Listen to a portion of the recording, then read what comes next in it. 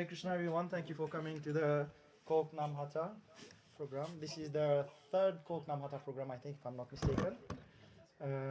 So we'll move to the next part of the program. Manu Prabhu will give a lecture today. Haribo! Manu Prabhu drove all the way from Dublin to come and give a lecture here. And we've had a nice Harinam in Cork. We've distributed loads of leaflets for the Rath Yatra. Yes, that's really good.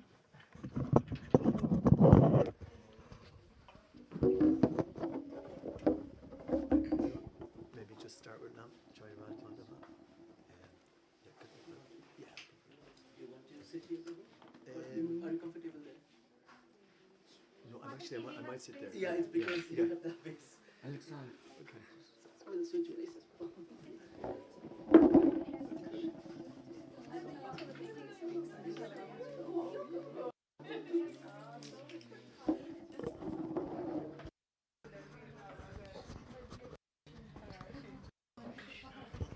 Janata.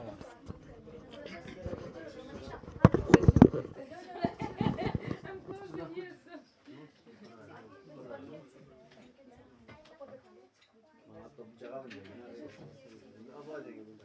Asli.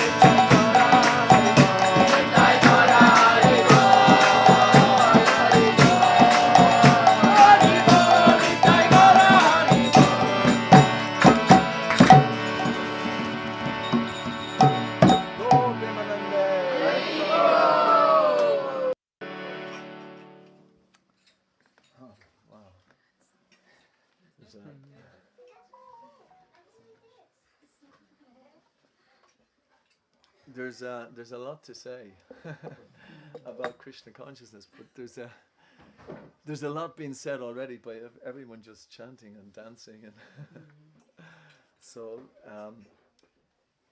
actually I thought I'd start a little bit by I was very fortunate last week to be in a very sacred place, and it's called New York. Sacred place. New York. Oh my God. But I was very fortunate in the sense that it's very fortunate because one of my friends has the keys to 26 2nd Avenue, where Srila Prabhupada pretty much started the Hare Krishna movement. And I was very, very fortunate to go in there because it was, I had been there before, but this time it was just like, wow, this place is like the center of the universe almost, you know.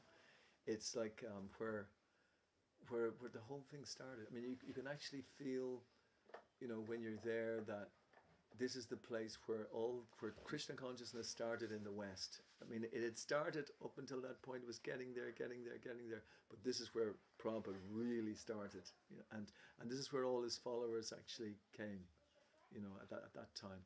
So you can imagine, like Prabhupada said that one time he was giving a talk in London, and it was an empty hall. Like the devotees had hired this very expensive place at Conway Hall, and nobody actually had come to the place, you know. So the devotees were very sad, and they were saying to Prabhupada, "Oh my God, Prabhupada, listen, you know, we're very sorry. We thought we'd get loads of people here," and then he said, "You did not see Narada? You did not see see all the demigods here? No, what's wrong?" So Prabhupada wasn't at all disturbed. So with that in mind, I was thinking of this place actually. What must have happened there, you know, because up until that point, there hadn't really been any, you know, it was the place where you could say that our whole parampara with Lord Chaitanya having, you know, appeared in the 15th century, and then the whole disciplic succession, Bhaktisiddhanta or Bhaktivinoda Thakur or Bhaktisiddhanta, they wanted this, you know, this movement to spread into every nook and corner of the world, every town and every village, and so this was it actually happening. So you can imagine how they all felt. The whole parampara was there at that particular time when this was happening. And so now you're here in Ovens in Cork, and it's the same thing. The same energy is here. You know, it's quite incredible. The whole parampara is like that. You know, it just appears, you know, in different places wherever the devotees are chanting the holy names, and I thought that was a kind of a lead into the class, because we wanted to talk on this on the 4th chapter of the Bhagavad Gita. And I thought there was so many verses that you could pick from the 4th chapter, but what I thought I would do was to just read the English from 1 to 10, and then go back on some of the purports that Prabhupada spoke on, because it's like, just like it's the whole spiritual world is infinite. If you read into those purports, it's like infinity. It's like incredible. You can see it keeps on ever increasing, ever expanding, the explanations that are in Prabhupada's words, and in Krishna's declarations here. They're phenomenal. So I'll just start by saying the prayers. Amagina Timirandasya Jana Shakaya Shakshurundalitam Yena Tasmai Shri Gurave. I was born in the darkness of ignorance, and my spiritual master opened my eyes with the torchlight of knowledge. I offer my respectful obeisances unto him. So, can I get your key? I'll get the microphone. Some of them can't hear you. Yeah, my voice is getting kind of, I usually shout, you know, today. Let me just check. I usually have 6 pockets as well, so you'll be lucky if I get in the first time. The microphone is in the... it's in the accordion. Bag. Yeah. See, there's 2 pockets. There's 4 more to go. I'm normally very organized, by the way. believe that. No, that's my van key. Perfect. Thanks, Boo.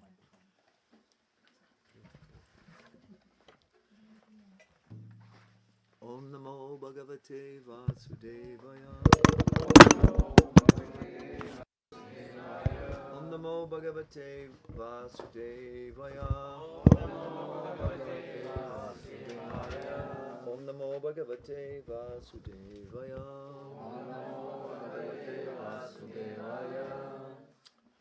A reading from Srimad Bhagavad Gita, Chapter 4, Transcendental Knowledge. If anyone has it on the phone, they could follow it as well. I won't say all the Sanskrit verses, but I'll say some of them. Shri Bhagavan Vacha Imam Vishvate Yogam Proktavan Aham Avyayam Vivasan Manava Praha Manur Ikshvat Kave Bravit. We've got some young, very good Sanskrit scholars here as well. We might know one or two verses. Very well. No pressure, don't worry. She just started with 9th chapter. Oh, ninth. Oh my She started with 9th chapter, so she doesn't know anything. Just 9th God. chapter. Oh, that's Not the whole 9th the chapter. most confidential knowledge. It's a good place to start. Yeah. So the personality of Godhead, Lord Sri Krishna said, I instructed this imperishable science of yoga to the sun god Vivishvan, and Vivishvan instructed it to Manu, the father of mankind, and Manu in turn instructed it to Ikshvaku.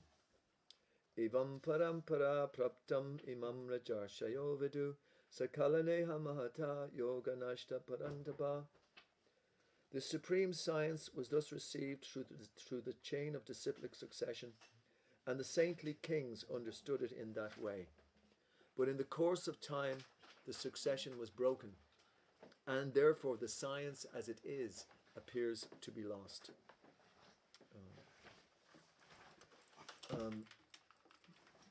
A very interesting word that was used there. It was explained to the saintly kings. So does that that's almost like a paradox. So what's that word? Two things opposite. A saintly king. Generally, when a person thinks of a king, they don't think it's a saintly person. Generally,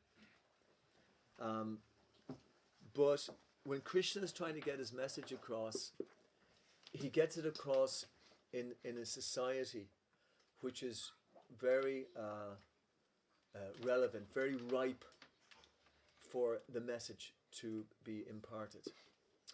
And although we're in a small room in Ovens, a small house, and Srila Prabhupada, even when he was starting, was in a small place in 2nd Avenue. It was very, very small.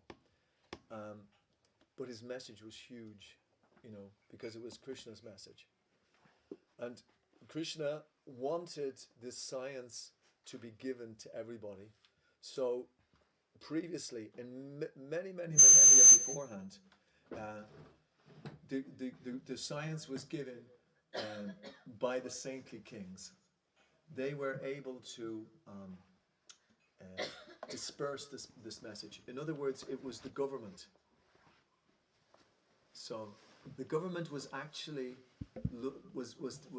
inspired by the Brahmanas, by the very learned people.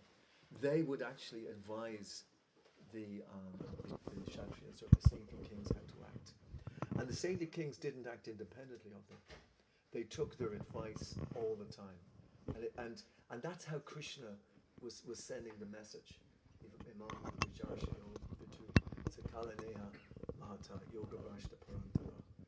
And so we're a little bit far away from that now, you could say. It does seem to be that we're quite far away. But sometimes I kind of think that maybe we're not as far away as we think. And definitely we're not as far away as Srila Prabhupada envisioned and some of his wonderful disciples envisioned. They were very, very bold people. They were very far-seeing, and they were ready to give up their whole lives to present this message of what Krishna is presenting now. And previously, and this is kind of a slightly controversial point, which not everybody would agree with this. Actually, in Ireland, around the 1920s, 30s, 40s, there was that sort of situation going on. The Prime Minister was taking advice from the church leaders, which is quite interesting.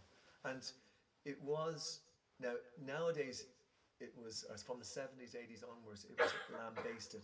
You know, it was said, this is the worst one. We have to separate church and state. Don't let church and state anywhere near each other again. It's the biggest problem. That's where all the problems happen. So that's a kind of a narrative that's there. But actually, the particular, I mean, I'm not going to talk about all the person's politics because I don't know all of them, but I do know a little bit of them, whereby the person wanted a very simple country in Ireland.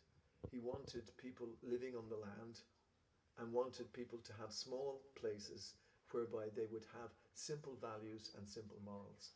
Now that's quite, today if I say that in public very much to an Irish audience, there's, oh, what are you talking about? There was so much things went wrong at that time.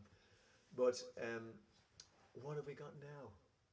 If you compare it to what we have now, we have completely, I probably shouldn't go into a whole big, description of everything that's here now, but basically, having been kind of at both sides, I was born in 1958, so I could cast my eye back a little bit to what went on then, and I can see what's going on now.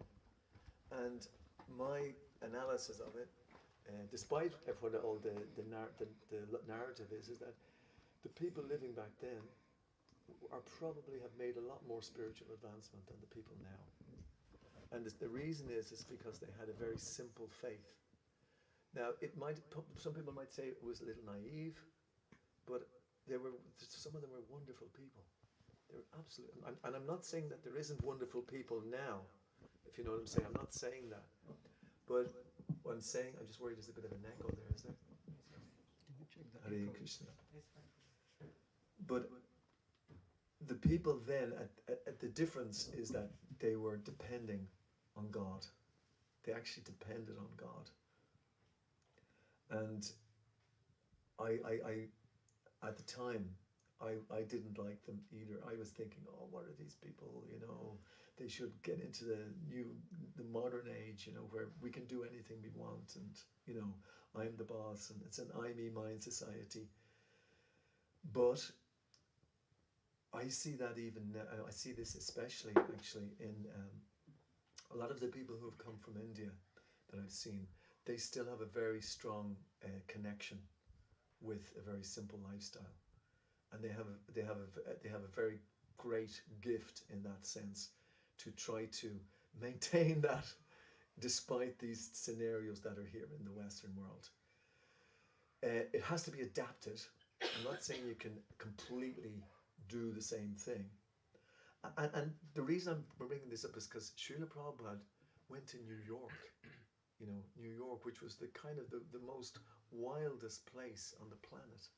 You had poets like Allen Ginsberg. I studied Allen Ginsberg in college, and he was wild. The name of his famous poem was called Howl. Howl. So one of his contentions was that all we've got to do now is wow.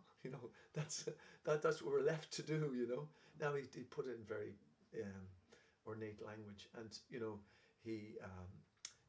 Well, anyway, I'm not here to talk about Allen Ginsberg, but the point being that Prabhupada going into that audience was one of the worst and toughest. But if you see what Prabhupada had in store, what he wants to bring, the message that he wants to bring to this kind of whole Bohemia, a place where there was no room for anything to do with God, but yeah, he was able to convince many, many people to completely give up a very licentious lifestyle and to take to Krishna consciousness.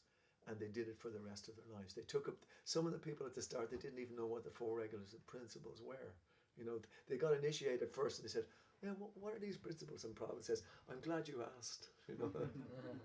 And then he started to tell them, you know. So he was very, very hugely, hugely intelligent, Prabhupada. You know, I mean, the fact that he would even attempt to do that there was just amazing, and the success was unbelievable. These young men and young women, they I was the day before I was at my spiritual master. We was having a very it was kind of like a get together, a summer get together. He's 85, and he can't he's on a wheelchair, so he can't move, and so he's got Parkinson's and so on. But he spoke for about half an hour, you know, and very, very powerfully, you know, because he was one of the people in that room in 26 Second Avenue, and he was one of the people who wrote about it in the Holy Lamrita. And I don't know, it's a very powerful book. He got all the blessings of all the devotees to write in that time, to write about Prabhupada, because Prabhupada didn't want anyone to write about him, and then eventually he agreed he would. So it's a very powerful book. I continually read it practically when I finish it, and I start it again, because it puts me in touch with what Prabhupada's message is, or at least I can hear and see what his message is. So what that does is it shocks me, because I can see what Prabhupada really wanted. And so Prabhupada wanted us to take these positions, to take stronger positions in society. And now here we are at the moment, we're having Rath Yatra in Cork City, and all of the government officials, they're all very much behind it. They want to support it. Now, for whatever reasons, I don't know. But I was just looking at, there's only a tiny little picture, I'm sure it's big pictures, but there's a little Jagannath there on the altar. And I was just, Jagannath, my God, you know, he's just appearing all over Ireland, you know. And this is Jagannath in Puri, in the very small town of Orissa, you know. Well, no, it's not small, but, you know, he's come all the way out. And that was one of the things that Prabhupada himself did. He brought Jagannath to every town and village, and he said that by having Jagannath in these towns and villages, you will be able to confront atheism. Now, how do you get that? That's what Prabhupada said. He said that this would be one of the best ways in which we can actually get rid of atheism, but just by having Jagannath Festival. And it was very interesting, because there was a difficulty in Dublin. There still is a little difficulty, is because the Lewis people are objecting to us going down O'Connell Street, because this going underneath their lines. And they were having a meeting, and there was the Dublin City Council, the Gardaí, and the Lewis people were objecting, but the Gardaí, the Dublin City Council, everybody else said, no, we're going to have this festival, no matter what, we're going to have this festival, you know. And what they were saying, what they had to do is they have to turn off the electric for the Lewis for 9 hours. For 9 hours. And it's, we don't care, we want this festival. You know? So somehow or other, you know, it's going to be discussed again next week, but they're not taking no for an answer, you know, so we'll be getting it one way or the other, you know. So that's Jagannath. Jagannath is so many ways, and that's what we were doing today. We're finding out the route for Jagannath, because there's too many lower lines. But anyway, this idea of us this passing on this message, evam parampara praptam. Srila Prabhupada was not shy about encouraging us to go very strongly to bring this Krishna consciousness, because he wants to transform society. It's a big ask, but this is what he wants to do. What we're doing here, he wants that to be much more widespread, you know, and like we've given out many books today, you know, and we've even had an ex-Garda was upcoming dancing with us today, but he probably is anyway coming towards the end of his time here. But there he was dancing, and funny, it was quite interesting. The minute I started to walk on the street, we just stopped for 1 second, and this lady came over to me, and she was, "Are you a priest? Are you a priest? Are you a priest? Are you a priest? Are you a priest?" Now she was, and I looked at her, and her whole demeanor was she was in a very bad state, you know. And so she just said, pray for me, pray for me, pray for me. And she said it so genuinely, you know. It was like I was completely, you know, I was kind of disarmed. I said, yeah, okay, no, I definitely, yeah, we'll pray for you, we'll pray for you. And she was satisfied that we were praying for her. But she was in such a difficult situation. But that's the situation in Kali Yuga. And then, and the other person that was tugging at my ear was another person. I was with you before I knew you were there. And he started naming all devotees that were here in Cork back 25 years ago and 30 years ago. And he said, oh yeah, I'll be there on Sunday. I'll be there that Sunday. Yeah, definitely. The Hare Krishnas are here. Great. Hare Krishna, Hare Krishna. You know, so it was kind of auspicious, but at the same time it was realistic of what we have to try to do, you know, in this situation. So Prabhupada had a very strong message, and it was wonderful just walking where Prabhupada was walking when because he had nothing for a year. He was completely discouraged. He didn't know which way to turn. He was thrown out of his house. He was in the Bowery, which was one of the lowest places in New York.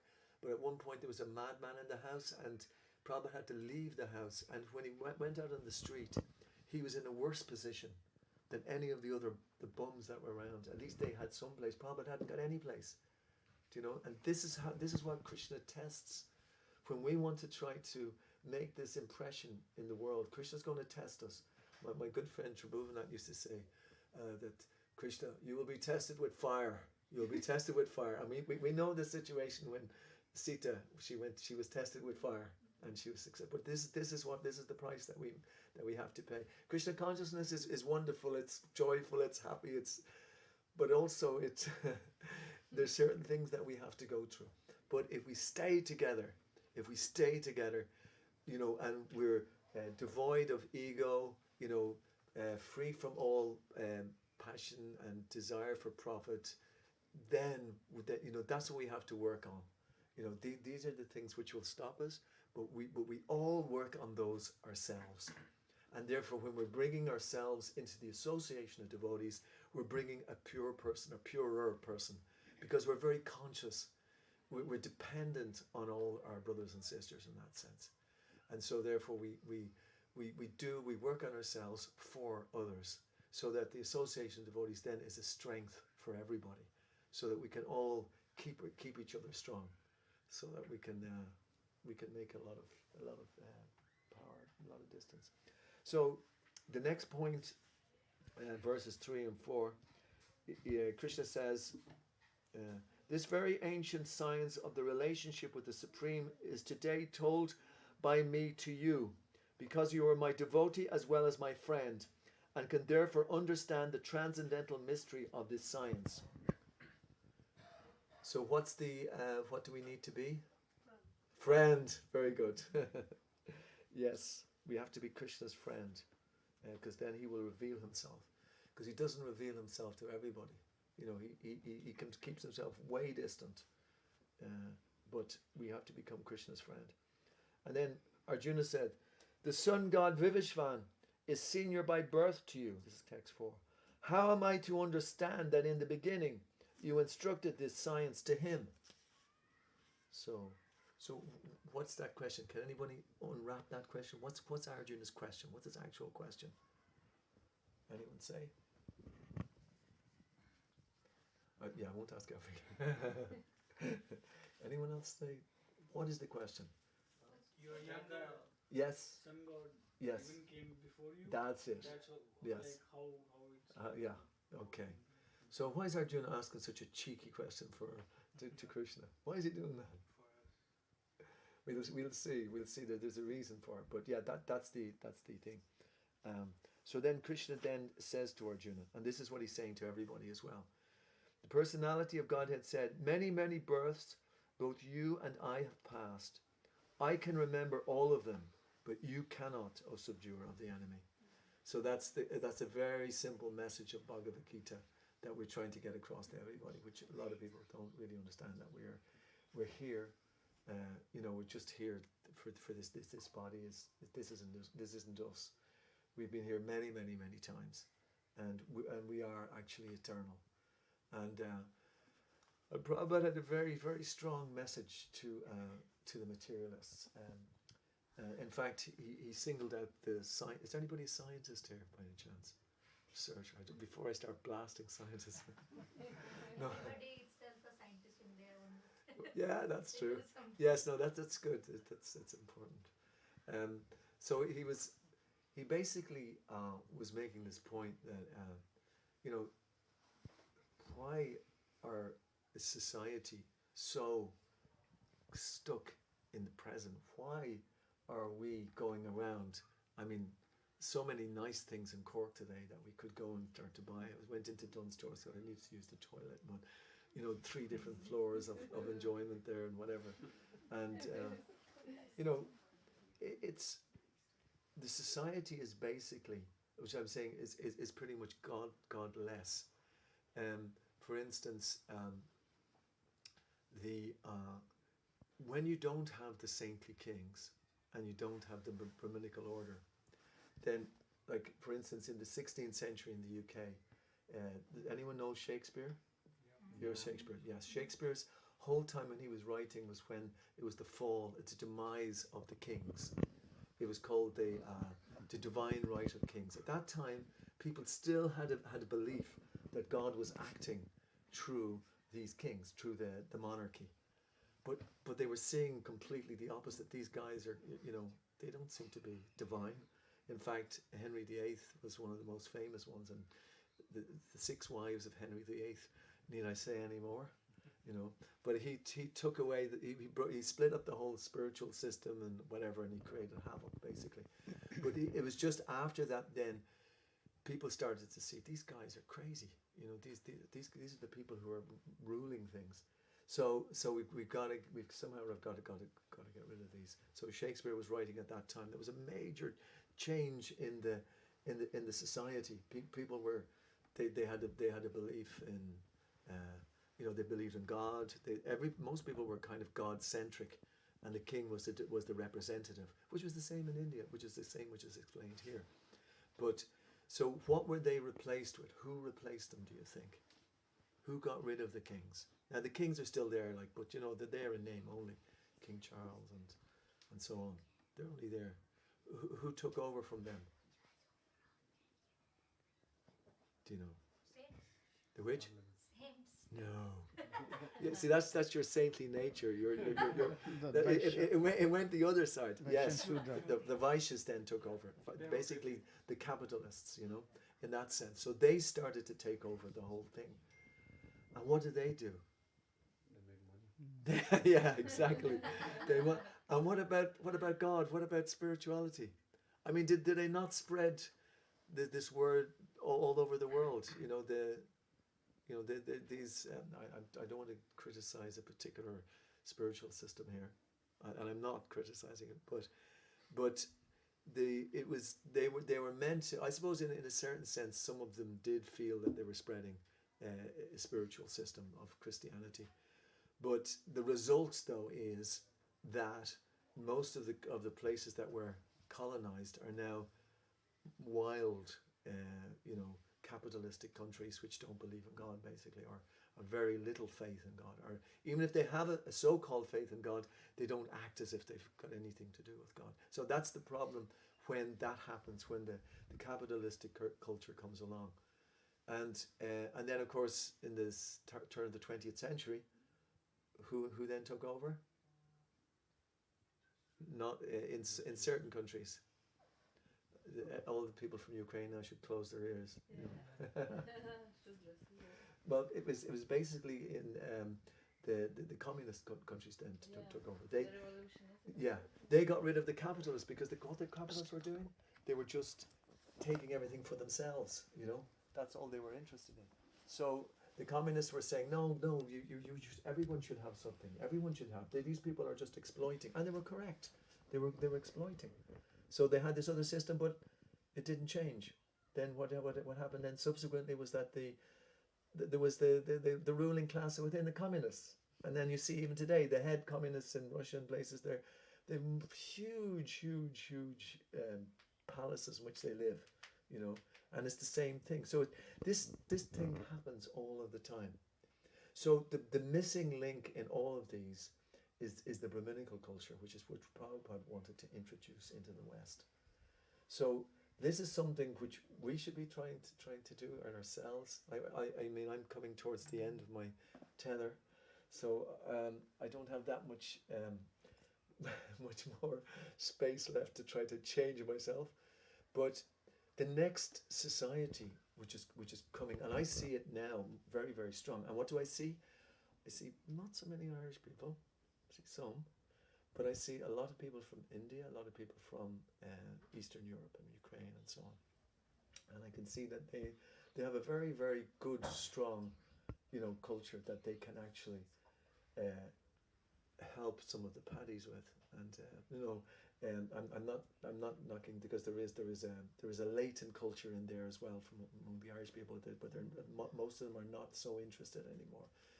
But I've seen the same thing in New York.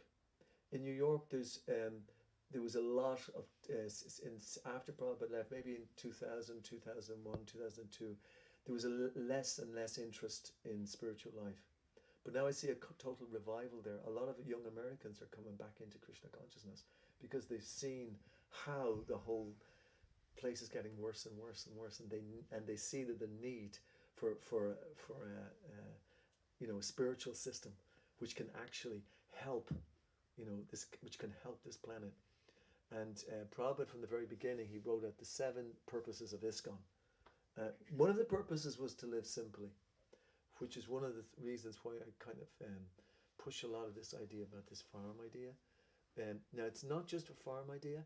It means that we try to live a little bit more ourselves within our means a bit more.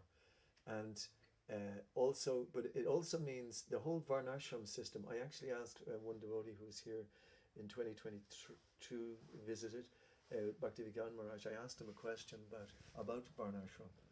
And he said, yeah, Varnashram is very well, living simply. But the most important part of it is to have respect for everybody. That we should have respect for ourselves.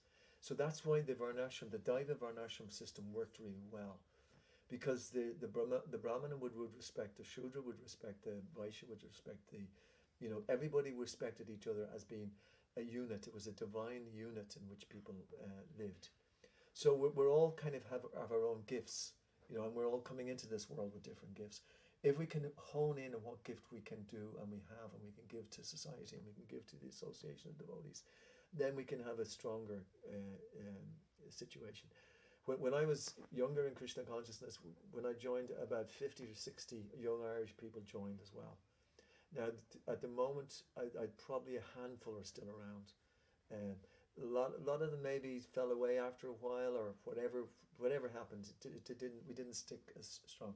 So I had the misfortune a lot of the time. It was a fortune as well, actually, that I was trying to kind of hobble the thing together to keep aspects of Krishna consciousness going, mainly temples and things like that. And a lot of the time I was trying to work a little bit on my own, and not that I was on my own. There's several people there were very wonderful helpers, and they were much more advanced than I am. But as a lot of the practical things kind of fell on me, and I wasn't trained in this whole area. I wasn't trained to work with people and to develop organizations and all of that thing. But Prabhupada did say that this message will be spread through organization and intelligence, So this is the one thing, because he was not on his deathbed, but he was very close, and he called one of his devotees to him, Giriraj Maharaj. He said, "How will this movement go on after I'm left?" He asked his devotee, And Giriraj says, by us becoming pure, by us chanting Hare Krishna, all very wonderful answers. And Prabhupada said, no, by organization and intelligence, which is a phenomenal answer, because Prabhupada is a pure devotee. And we see that even right at the very end, I'm reading a lot of Prabhupada in 1977 in January to March, and at that time he's getting weaker and weaker and weaker, but he's still advising on very practical issues. Very, very practical issues. He's telling them, no, you take that bank and you bank it over here. No, you don't trust that thing here. No, this is what you should do. You should do this. You should do this. You should do this. Now, I have, having been in Krishna consciousness for quite a few years, our description of divinity, of Krishna, is unbelievable. I mean, I've studied all the different a lot of different philosophies, not all, but I've studied quite a few different philosophies. And the whole understanding, which is the next degree after this, is the Bhagavatam, although the Bhagavatam is completely throughout this as well. The Bhagavatam is explaining about Krishna, because Krishna incarnated here after when he left. He said that he would the Bhagavatam would be his incarnation, basically. I might ask my good friend Abhay Giriraj, do you know that verse that says that the Bhagavatam incarnated just after, and those who've lost their vision due to the dense darkness of Kali shall get light from this Purana. In the beginning of the, there are 6 questions posed to the Vasud Goswami, and then one of he immediately answers this question. Right. The first answer is. So it's in the beginning of the first canto. Yeah, it's a fabulous. So the Bhagavatam is there. So the Bhagavatam is basically it's incredible because it's a protector of the 10th canto, which is all about Krishna. It's all about, we have to study the 9 cantos until we come to the 10th canto. In the 9 cantos, there's all descriptions of Lord Vishnu appearing, and he's appearing to all different types of devotees. He appeared to Prahlad, he appears to Chitraketu, he appears to Maharaj Bharat. You know, he keeps on appearing to Dhruva Maharaj. He appears to them at different times. And when we hear Krishna appearing at that time to those people, and we study those words, it's scientifically, it's a huge scientific thesis that all the impurities in our heart are removed by studying these lessons. The things which are preventing us from seeing God this very second are those things. So if we study the Bhagavatam very, very strenuously, very seriously, with love in our hearts, the Bhagavatam, what it does, it will incarnate in our lives, basically, and it will, we will become person Bhagavats, you know. Is the book Bhagavat and the person Bhagavat. But Prabhupada wanted all of us to become person Bhagavats. And what that will do is that it will remove any of the things which have got us here in the first place and which are preventing us from seeing Krishna. Prabhupada was so convinced. I'm a kind of a guy who's coming from the West, who's been completely had a difficult start, and you know, and basically, but grabbed Krishna consciousness at some point. Just wow, let me get hold of this, and I've been dragged all the way, you know, screaming and kicking. But you know, the descriptions. I mean, I'm just looking at this picture of Krishna here in the background. You know, Krishna with his flute, and he's calling out to us to go back to him. You know, and he's our greatest friend. He wants us to go back. So he's left this Bhagavatam for us to actually to study, and the more that we can you know, completely embroil ourselves. And I will say to you, it takes at least an hour study every day on top of everything else. So it means that everybody has to get up early to get that hour, because if you don't, you won't, you know, you'll struggle for the rest of the day. But you have to make that effort, and if you do it 40 years later, you'll feel much better that you did it. I can give you that guarantee. And you know, you will get access to the works of the Goswamis, because Sri Chaitanya Mahaprabhu came here in the 15th century, and the Bhagavatam is, you could say, he completes our understanding of the Bhagavatam. And now it's a very unique, very intricate, and very powerful, you know, understanding of who God is. And that is the whole basis of the whole material world. This is why the material world is here, because it's emanating from Krishna. And this is one of the verses that's coming up. Janma karma chame devam evam yoveti tatvataha teham One who knows the nature of my, the transcendental nature of my appearance and activities will not take birth again in this material world, but will go to my eternal kingdom. So that's why this is available for all of us, and that verse 4:9 is there. Krishna is saying this, and that's the other reason why Arjuna asked that question, was because Krishna wants to tell us who he is. You know, he's setting, in one sense he sets Krishna up, and so Krishna then tells us who he is. So there's not many other spiritual systems where Krishna's coming and telling you who he is, you know. And it's so powerful that when you study all the way, you know, to Bhagavatam, Chaitanya Charitamrita, even when you're hearing these verses, it's the Chaitanya Charitamrita Bhagavatam is just exploding in these verses as well. So you keep on unpacking more and more and more in these verses as you go on. So I think I will indulge in reading out famous verses that, you know, a lot of people know, but the power behind them is powerful. So Ajopi san avya atma bhutanam ishvaropi san prakatim svam atishtaya sambhavam yatmamayaya.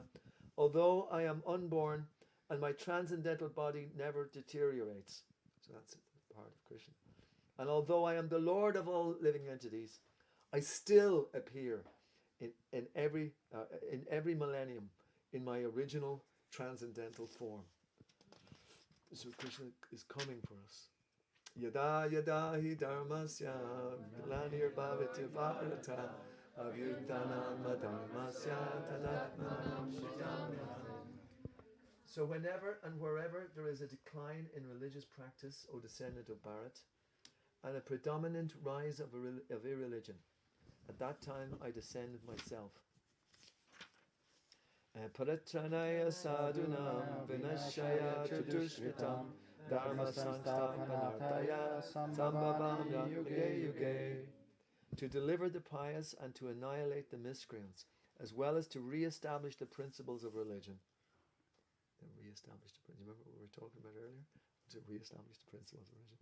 I myself appear millennium after millennium. So, I seen today in Cork when I was just going down Grand Parade. There was a lady, I think she was from Africa. She had a microphone in her hand. Anyone guess what she was saying? Lord Jesus. Yes. Jesus. Yes. You're saying, you're going to be killed. You're all this. And basically, she was screaming at the top of her voice, and I don't think that's the best way in presenting our message. You know, shall we say? We have some amazing ways of presenting our message. Like next week or 2 weeks' time, we're going to bring Jagannath through, you know, the streets of Cork.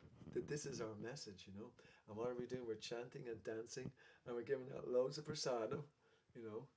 So this is a much better system of because like this world is it's like it's a razor's edge. It's a pretty sharp place, you know. Everyone's body finishes, you know. I mean, you have to get your head around that. You know, we're going to be losing these bodies at a certain time, and we've lost many of them before. And we're going to go through disease, we're going to go through old age, and we're going to also have difficulties in our lives, you know. This is the reality. These difficulties are there. But here's the Hare Krishna, Hare Krishna, Hare Krishna. And here, you know, I was thinking there today, actually, when we were doing the Hare Nam, we were sort of beside the post office, and here we're, you know, jumping and dancing. And of course, the Palestinian march goes around the corner, you know, and we were respectful. We didn't chant when they were there. But you know, they're talking about such a disastrous situation. I don't even look at it anymore practically. I don't actually read the news. I'm very, very fortunate to have been able to give up that. But you know, they're all completely heartbroken because of it. Understandably so. You know, there's some horrible atrocities going on, and they're trying to do something about it, and it's better that they're trying to do something than not doing anything. But it won't actually, you know, I've been around for so many 50 years. I've seen those marches all the time. For one atrocity after another atrocity after another atrocity after another one, you know, and just keeps on repeating itself.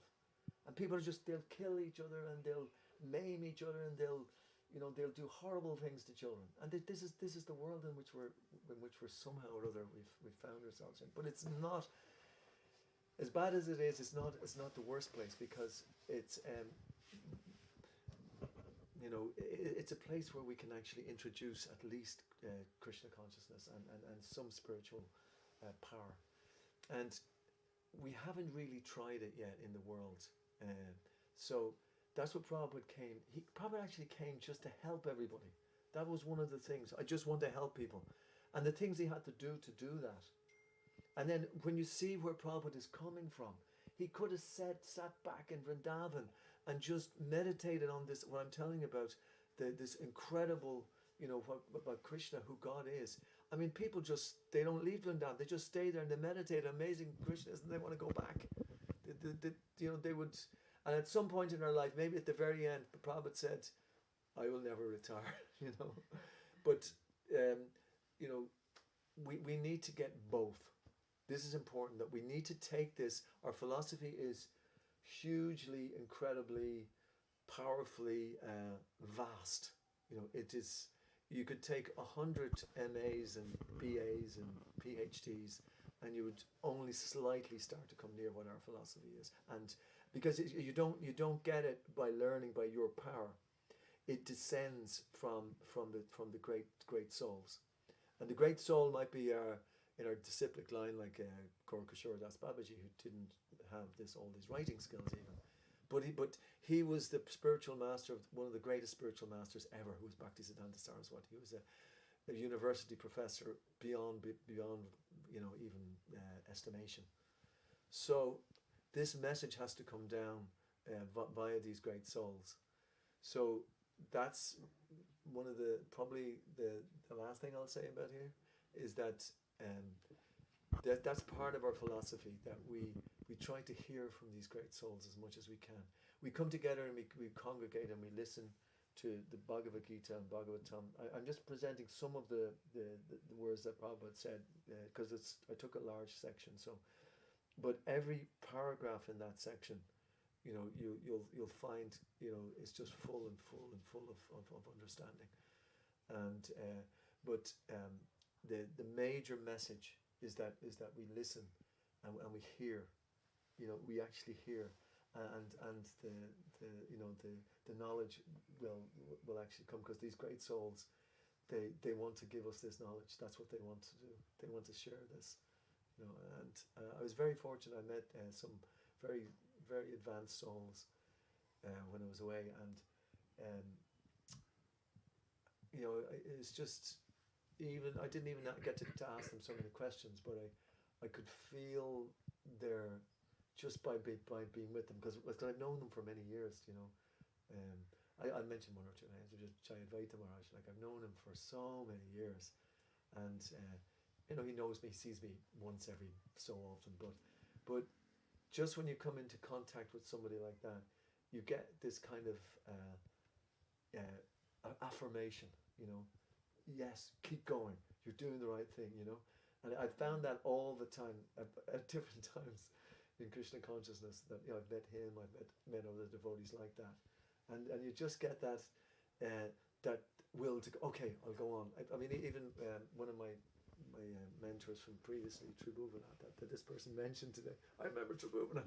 Wow, he left his body 22 years ago, but he still remembers him, you know, and that he had that great ability to confirm or affirm everybody, you know. He made everyone feel really important, because everybody is, and that the reason that everybody is that Krishna is in everybody, and Krishna is talking to everybody. So when you hear anybody telling you about Krishna, you'll see that, oh, this is Krishna, this person is Krishna, because Krishna's been telling them this. So this power to hear and to listen, and is what will actually, it's like it's an umbrella from the Irish weather, you know. It's an umbrella to keep Kali Yuga away, you know, just by constant hearing and chanting. And just like we were chanting just before the class, like I could feel the great energy there. Everyone was just Hare Krishna, Hare Krishna, and it believe me, that's not easy. It might seem easy, but it's not easy. It's taken many lifetimes to be able to do that, you know, and it's there, and you can actually give that. You can actually give that to others, and people are shy or they're skeptic or anything like that, but still just keep on that strength, and that will be the strength that will actually, that's the light which will bring people out of the darkness of Kali Yuga. Okay, stop there. Is there any comments, any questions? Anyone likes to say anything afterwards? Or, you know, it's sometimes I hog too much of the microphone. Prabhuji, you have no question. What's wrong? God, I'm waiting. No, I was just thinking about the time, like past and present. Currently, like how I wanted to ask about that only, but I thought it might not be very relevant. But I will ask. Good. So the thing is like just how like you have been here in Krishna conscious and you've been reading a lot of scriptures. What's your perception about time and the beings, like the spirit? Like how does they flows? Like, how does time works and something like that? Not scientifically, but if you have anything. Okay. I like that. Thank you for that question. Yeah, it's you do definitely get, you know, into the consciousness where I'm not Martin Davis from Drumcondra in Dublin. You know, you actually do get thinking beyond that. You know, you actually feel that your spirit soul and that this is all kind of temporary, it's illusory, and that's an actual, you know, experience. I'm not saying I'm on that platform all the time. You can, you know, because I'm not, but it definitely there is. Definitely get glimpses of being in that situation, and it's the most liberating situation possible, and I find that the time when you're most in that kind of consciousness, when you're beyond that time, is when you're talking about Krishna consciousness, especially when you're talking about it to others. Krishna has given a special energy for people who give Krishna consciousness to others. He gives them this really, really powerful energy that is bigger than anything. It's better than anything experientially here in this world. So that's Krishna's gift. So so from time that I found that from the start, and that shows you again what time is like. There's things that I experienced in the beginning, and how you get that, because there's this famous verse, Chaito Darpan Marjanam from Lord Chaitanya, which says that it's that we clean the mirror of the heart by chanting Hare Krishna, you know, by chanting and chanting and chanting and chanting and chanting as much as we possibly can. And then what that does is that mirror then can reflect the spiritual world, and the spiritual world then you can see the spiritual world in your heart. Now you may not experience that all the time, you know, but you may experience some glimpses of that. So that also brings you to that this is a temporary reality, and the real reality is the spiritual world. So you get those different senses of time more and more. You know, you realize that time is already there before I got to experience that at the beginning. Now I know what that was. Yeah. You know. So Krishna is very merciful. Prabhuji, what is the right time of doing this mala? Like, I mean, in the morning. As early as possible, as early as possible as you can. But the right time is 24 hours a day. Yeah, I mean, some people say that do in the morning. Some people say whatever time is preferable. The morning is like the mode of goodness. After 8, 9 o'clock, the mode of passion kicks in. You start thinking about everything else that you have to do for the day. You know, sometimes it's earlier. For some of us, it's earlier. But the earlier you can get, you know, from anything from 2:30 onwards. Oh no, not 2:30 onwards. Brahma Muhurat. So now the question is like, what I was asking, I forgot. No. What's the best time for the mala? You're saying? That I asked you. Yeah. It's good anytime. Like, I mean, there's no hard rules, no hard and fast rules. I was asking that. I mean, is that a connection in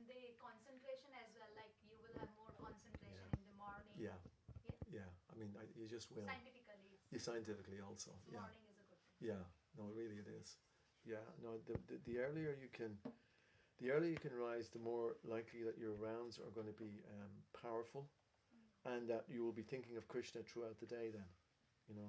But if you can't, sometimes people's you know, they have to work, or sometimes the Majaris they do the save in the morning. Then it doesn't matter. Just whenever, you know, just somehow or other chant Hare Krishna, you know, and you do a specific amount of rounds every day. You know, even if it's not a large amount, do the small amount, but do it every day, and then gradually you increase. There's a verse next door: from imperfection, perfection will come about. You know. And I remember the day when I met you first. You said that I do mala in the morning, and then whole day I was there. Yeah, that's Yeah. right. Yeah. So the song remains the same. It's the same. And there was I have a person who suddenly connected with me recently. His name is Dara. You know, I don't even know him. I've never met him, but he just texted me. I don't know how he got my number, but he says I'm a skeptic, so I have him down, Dara Skeptic. So I'll just briefly explain, just because it's really relevant, because he's a typical example of what we go through today. And he said, would it be possible to ask you a few questions? Well, very polite. He said, I've read that the events of the Ramayana are supposed to have taken millions of years ago. There are also many other religious stories which depict humans existing since time immemorial. How is this justified when archaeological records show that humans have only emerged as a species in the past 100,000 years? He's a skeptic. Now, unfortunately, that was at 21:28. Are you okay? He's young, he can manage. This is 21:28. He always texts me late at night. I'm trying to get it to bed so I can get up early so I can chant Hare Krishna. So my answers are a bit at that time of the evening, but I just read them out just for fun. I said, "Hi Dara, thanks for the question. I won't get into it too much this evening as I take rest early. However, if we go by fossil records and archaeological evidence, we find the opposite. So much evidence was suppressed which didn't fit the existing narrative, that you would have to conclude that the archaeological evidence we are presented with is flawed." And then I gave him this book, The Hidden History of the Human Race. And then I said, this was written by two eminent scientists, Michael Kramer and Richard Thompson, which is Dhruta Karma and Sadhuput. It is an abridged version of hundreds of examples of evidence being tampered with. Plus our means of examining evidence is also flawed. The senses are very limited, and the instrument the senses use are also flawed. They mainly deal with evidence from the senses, but the soul is so subtle that the mundane senses cannot see it. Therefore, most scientists say that it doesn't exist. But by spiritual knowledge, we can see things beyond the realm of the material senses. So we have to purify our mind and heart to see spiritually. And that's where spiritual knowledge comes in. So he was asking me a question about the archaeological. I gave him the evidence from what he was asking, but then I told him that but you can't just use that evidence. And he said, he asked again a few days later, again at same time, 21:30. I have a hard time disregarding establishing science in favor of the Vedas and the Gita. It seems to require quite a big leap of faith. And I told him the example. Even those examples, it doesn't seem enough to override the overwhelming consensus of modern archaeologists. If we disregard science as a product of the mundane senses, then why not just disregard the advice of our doctors and so on? It seems a slippery slope to disregard the value of empirical evidence. Okay? And I just read by Prabhupada about science and stuff. Anyway, I said, what is the subject matter of science? What does science study to come up with its good? What does science study to come up with its godlike conclusions? What it already studies is already there. How did it get there? Like nature and so on. Why is it there? Science only tinkers with what is already in existence, because the supreme scientist who already created what the scientist is trying to discover, because the supreme scientist already created what the scientist is trying to discover. The supreme scientist created the brain which the mundane scientist is studying the world with, and in fact allows the mundane scientist some knowledge of his material side. But science has no context. Science has no context. It isolates a small part of the creation and tries to deduce the total creation from its study of the small part. And why does it do that as well? Why does science study things? It studies things so it can exploit things. That's generally what science does. It's trying to discover newer and better ways to do things. And what does it do? It makes worse and worse things. It continually makes things worse. Does anyone know here what a B-day is?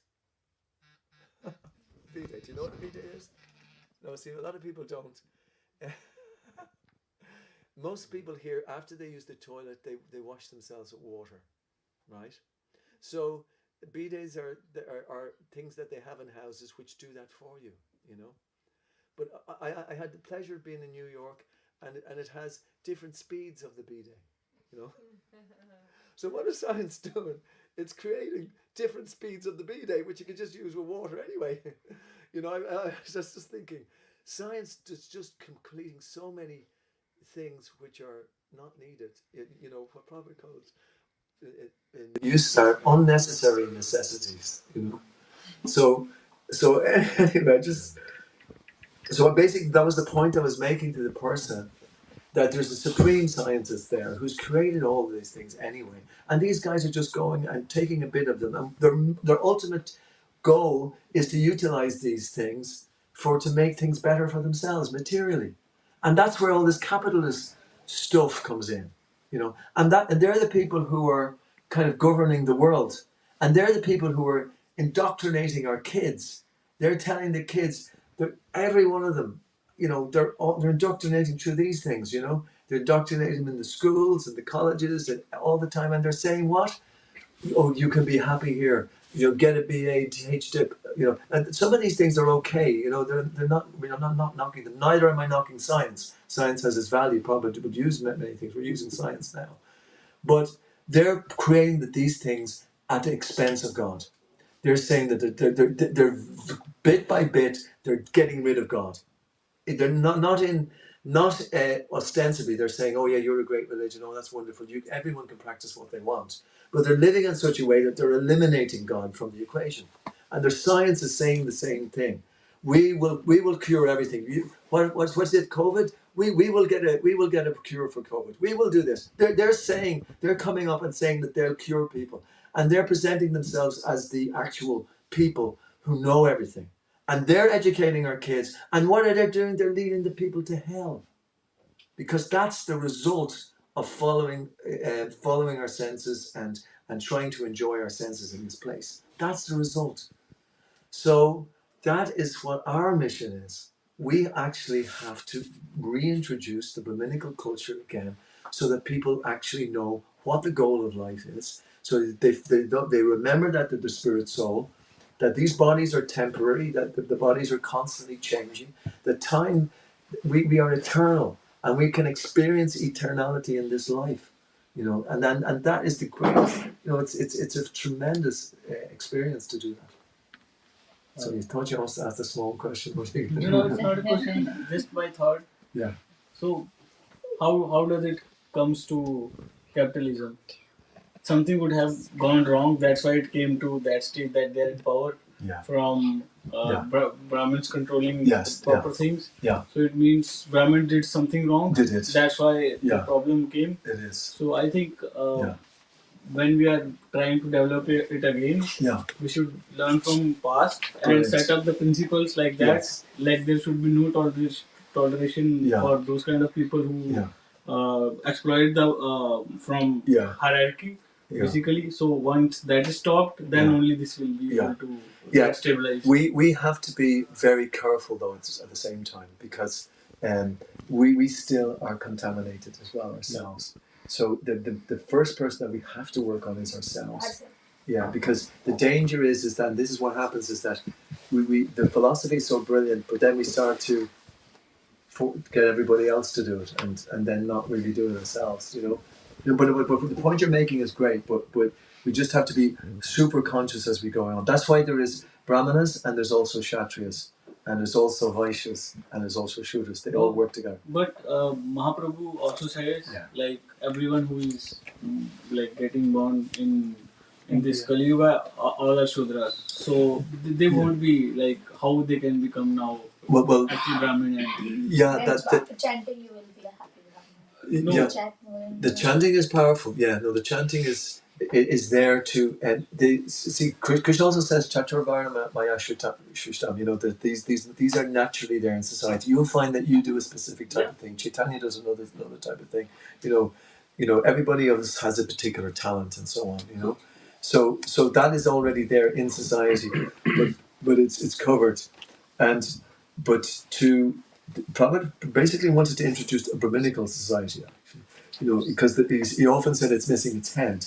So if we can actually try to find those principles, and that will actually, once Krishna sees that happening, then Krishna will either send people, and he will allow the society to come up, and because Krishna is ultimately in control, and Lord Chaitanya is in control. So Lord Chaitanya wants this message to be spread. So therefore, he will also help this situation as it is. Just like there is a whole room full of people here, very wonderful souls. They're all being sent by Krishna, and Krishna is speaking to them. So he can do it. Krishna can do it. We can't really do it in that sense, but Krishna can. Yeah, sorry. But this last thing is like, so as as Kali Yuga is time is increasing, so it's definite like by the law of Kali Yuga things are going to get wrong. So I see like it's very difficult or kind of impossible thing to develop these kind of values again in Kali Yuga. I would say chant and get 10,000 years. out of from here. 10,000 years. It's very funny because somebody asked Ananta Chaitanya Prabhu. I was in the Bhakti Center in New York, and he asked him that question. He said, "How come? You know, I mean, it's the highest knowledge that Lord Chaitanya came, and it's the highest knowledge. And look at us. Look at us. We're coming from the lowest backgrounds. How come that? How does that work?" And he just answered, Chaitanya Mahaprabhu. You know, it's Lord Chaitanya has done that. Now, I would even go a little bit further and saying that Prabhupada is he has actually, you know, when you see, you know, how Prabhupada had to do, and how he's relentless. He never stopped because he was following the order of his spiritual master, and that's all the way back to Lord Chaitanya. So we have to be the exemplars of it. Even if we somehow doubt it ourselves, we can actually put it into practice, and by that we will get the mercy. That's what else the Krishna gives us, the mercy. Boy, you didn't fail us. Thank you so much. So good. Really on the point. So okay, so let's stop here. Thank you everybody for listening. Krishna Bhagavat Mahaprasadam ki jai. Bhagavad Gita ki jai. Prabhupada ki jai. Grace Manu Prabhu ki jai. So we'll move to the next part, which is Aarti, and after Aarti we'll have Prasad. You sing.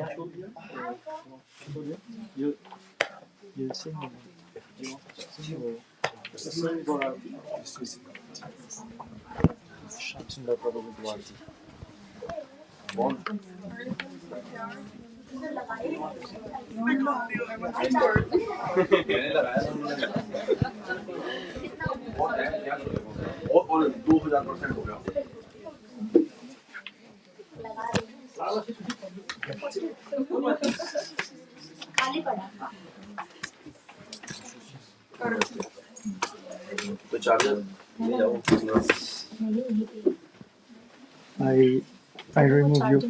Do you want to Give him to play, please.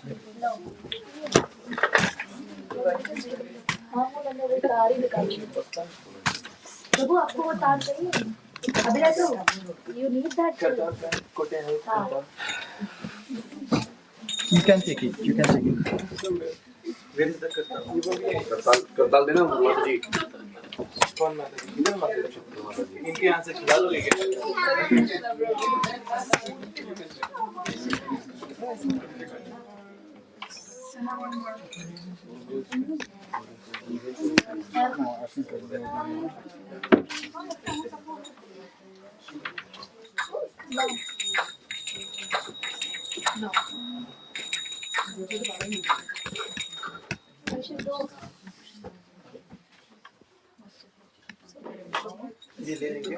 Do I use microphone or I'm okay with Microphone, yeah. I don't think they have probably use this. Yes.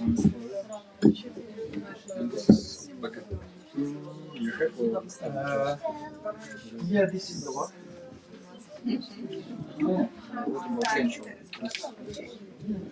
What do you think?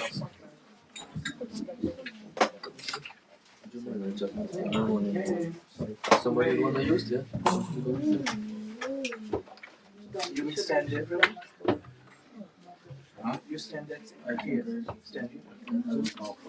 You're gonna sit in It's okay, you can stand. This is from Sheffield.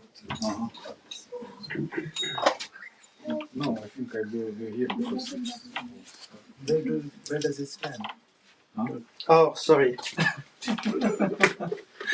Because you should stand on the left hand side, right?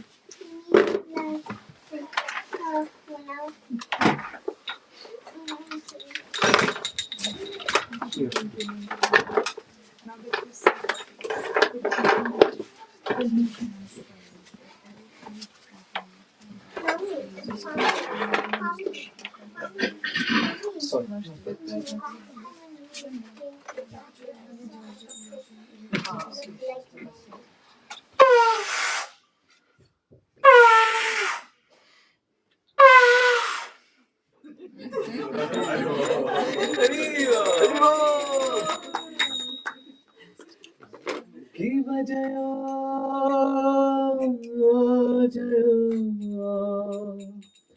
गोरा चांदे आरती को शोभागी बजाया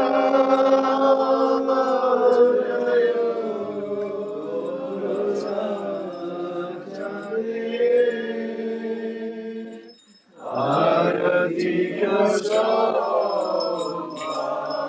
बजाया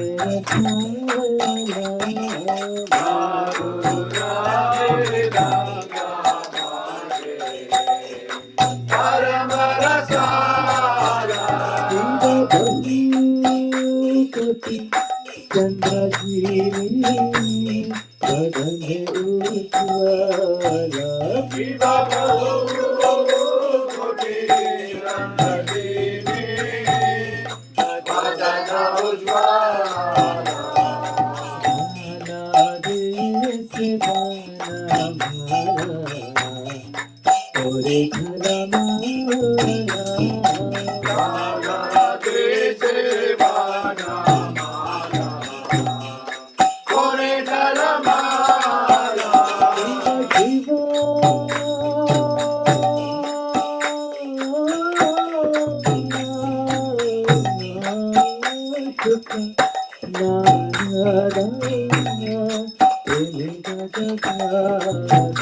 Shiva Shiva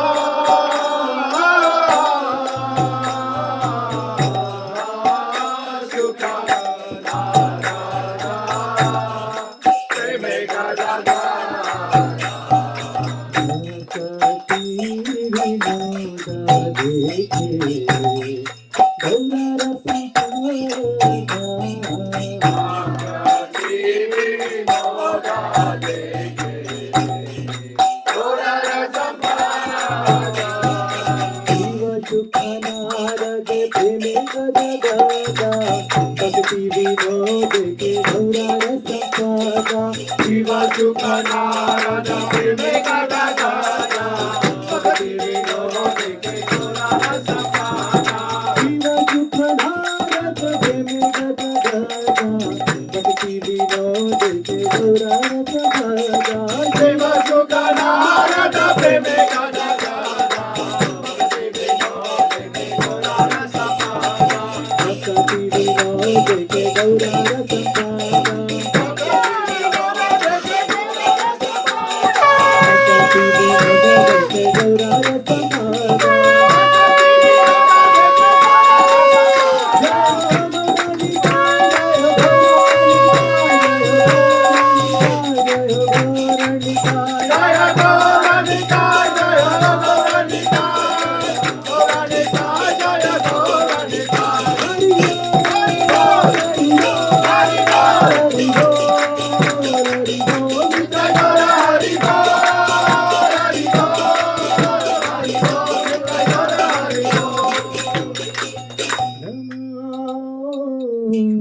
Vishnu Padaya Krishna Pristhaya Bhutale Srimate Bhakti Vedanta Swami Niti Namine Namah Vishnu Padaya Krishna Pristhaya Bhutale Srimate Bhakti Vedanta Swami Niti Namine Saraswati Deve Gauravani Pracharine Devi Shesha Shunyavadi Sachakadrishakarine Namaste Saraswati Deve Gauravani Pracharine Devi Shesha Shunyavadi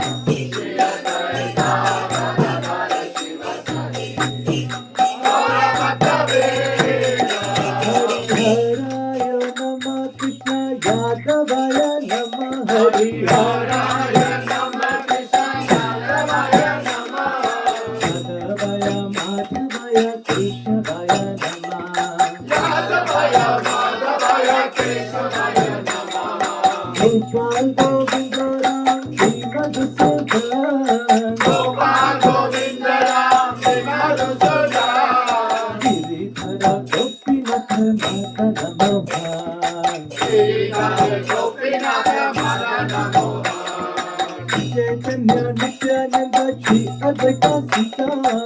Chaitanya Nityananda Shri Advaita Sita Hari Guru Vaishnava Bhagavad Gita Shiro Shri Sanatana Bhatta Radhuna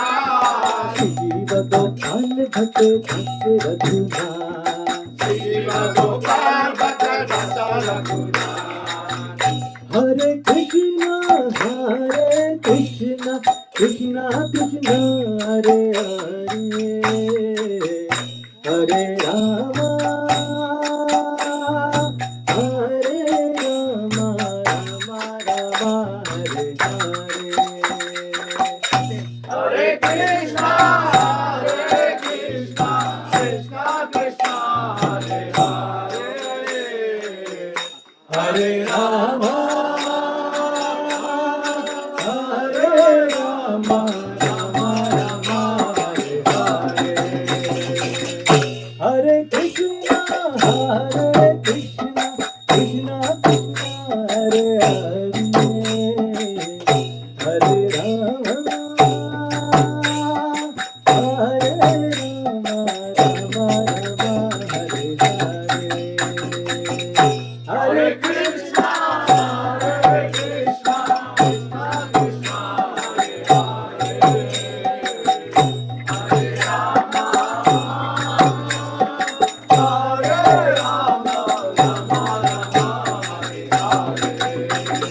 Hare Krishna, Krishna Krishna, Hare Hare, Hare Ram, Ram Hare Hare. Hare Krishna, Krishna Krishna, Hare Hare, Hare Ram, Ram Hare Hare. Hare Krishna, Krishna Krishna, Hare Hare, Hare Ram, Ram Hare Hare. Hare Krishna, Krishna Krishna, Hare Hare, Hare Ram, Hare Hare. Hare Krishna, Krishna Krishna, Hare Hare, Hare Ram, Ram Hare Hare. Hare Krishna, Krishna Krishna,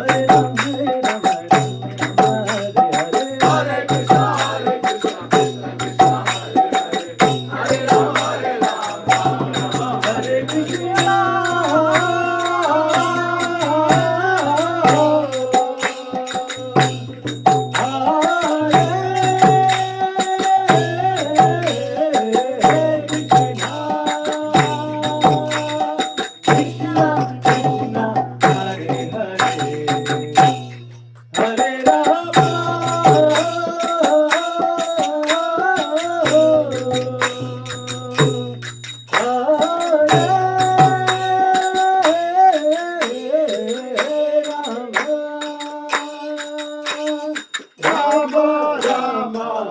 Rama, Hare Krishna,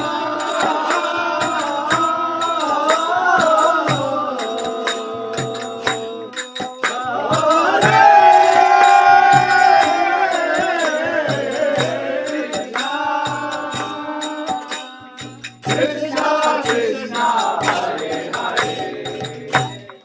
Hare Rama,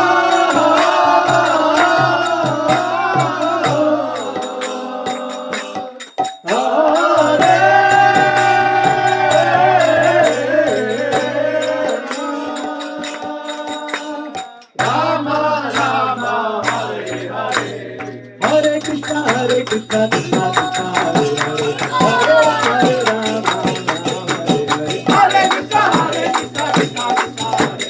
Hare Rama, Hare Hare. Hare Krishna, Krishna Krishna, Hare Hare, Hare Rama, Hare Hare. Hare Krishna, Hare Hare, Hare Rama, Hare Krishna, Hare Krishna, Hare Hare, Hare Rama, Hare Krishna, Hare Krishna, Hare Hare, Hare Rama, Hare Krishna, Hare Krishna, Hare Krishna, Hare Rama, Hare Hare. Hare Krishna,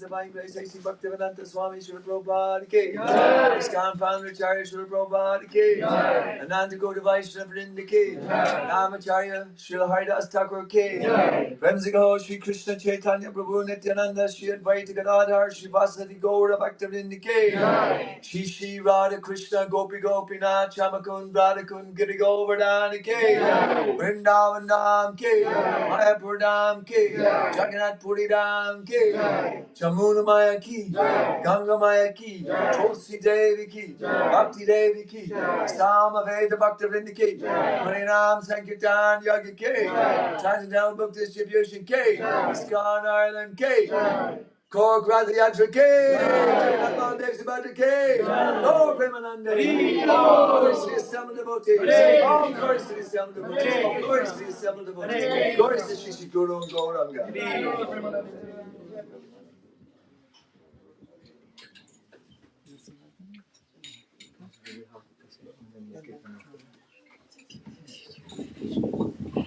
So we will have prasad now, and then we will have more people.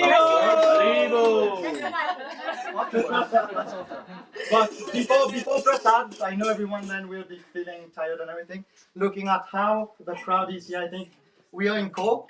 It's nice to make a nice second video. Oh yeah. Inviting people for the Rath Yatra on the 28th of July. So if we can stand here, maybe some can stand on the seat, some sit, and then we can have some sitting down. We'll make a video. Manu Prabhu, you'll speak again. And then I think in the end, all if you can just shout Jagannath Baldev Subhadra Ki Jai! Yeah. Maybe if we can, some of you can stand on the seat there. Everyone in this place, even those who are in the kitchen. So we sit down or just everyone stands? Stand that way there. So